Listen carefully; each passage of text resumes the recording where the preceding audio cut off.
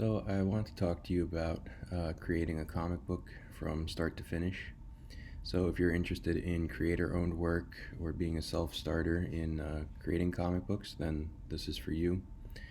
My name is James DeAngelis. I started a comic book publishing company called Pill Comics, and I'm the creator and author of two different titles. One is Rott, and the other is Swat Buggson.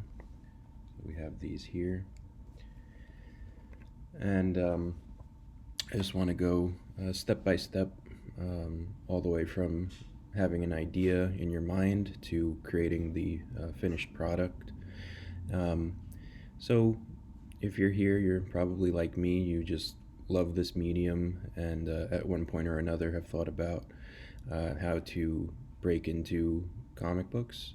And really, the point of me doing this is to show you that you don't have to break into anything. You can do it on your own. So there are obviously many aspects of getting from ideas to finished product, and we'll cover each in turn. So this is an overview of all the topics that we'll cover, and this is from the perspective of a writer. If you're an artist, this will be just a little bit different, but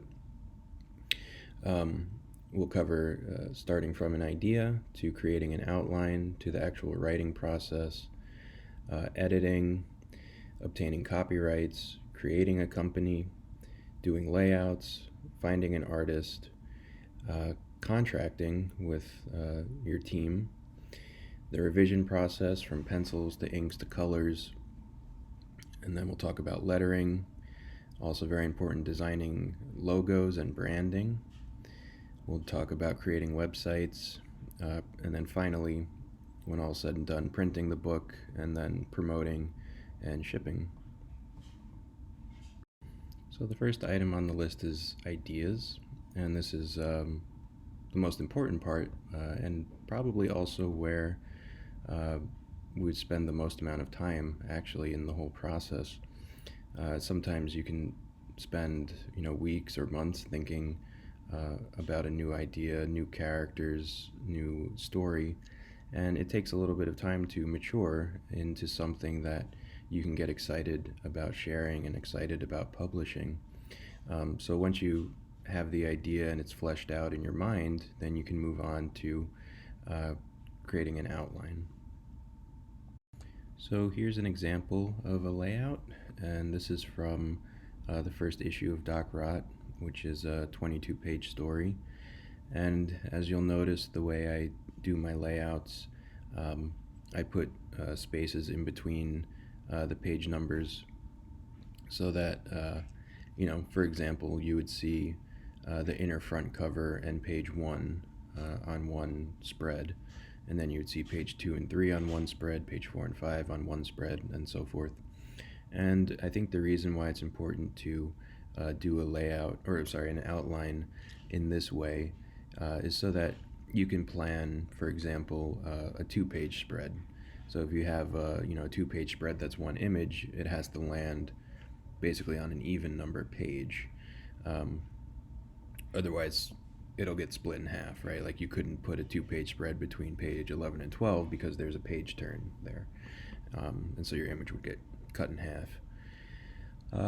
So it's important for planning if you have a big image you want to put in there. It's also important because you can put big story points or big beats in the story on an even number page, right? So if you have a story going on and you're reading page 18 and 19, and then the finale or the climax of the book is on a page turn, right? So it's sort of like kind of hidden from the reader right up until that moment where they flip the page and see like what's going to happen, what's the big moment of the story. So that's important. Doing a layout, I keep saying layout, doing an outline this way is also important because it helps to visualize the length of each scene. So you could have a 2-page scene or a 4-page scene, and the length of those scenes should match how important they are to the overall story, right? So a small scene would be, take up a smaller page count, and having the outline in this way helps to kind of see that ahead of time before you actually go ahead and start the writing process.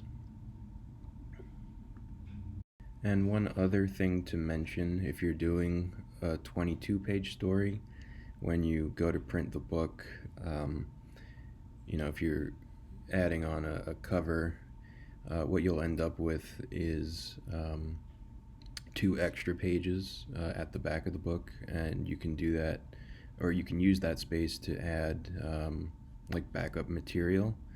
So between the cover, inner front cover, inner back cover, and then page 23 and 24, you have 6 more pages to work with, right? So there's going to be more space on top of your story, and just to be mindful of that and think ahead about what you'd want to put on those extra pages and what you want to do with that little bit of extra space that you have at the end. So we've talked about the ideas and the outline.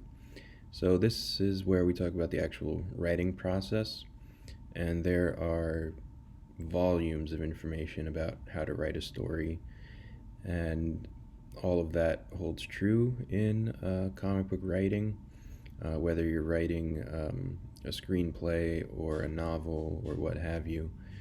All of that is going to hold up in comic books. So you have themes and characters, dialogue, setting, all the tenets of storytelling. And so I think what I'd like to talk about in this segment is more just about the specific pitfalls of writing comic books and some of the problems I ran into personally. And so I think the main thing to be aware of is redundancy between what you're writing with captions and dialogue and what's being depicted on the page with the artwork.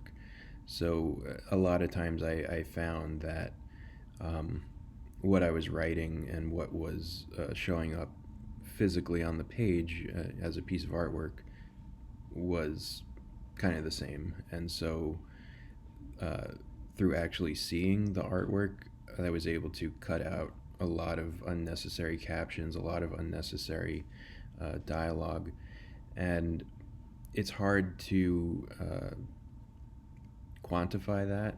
It's sort of a judgment call, but learning to write comic books is really a process of learning when to let the artwork speak for itself, and when you as a writer kind of just have to not say anything.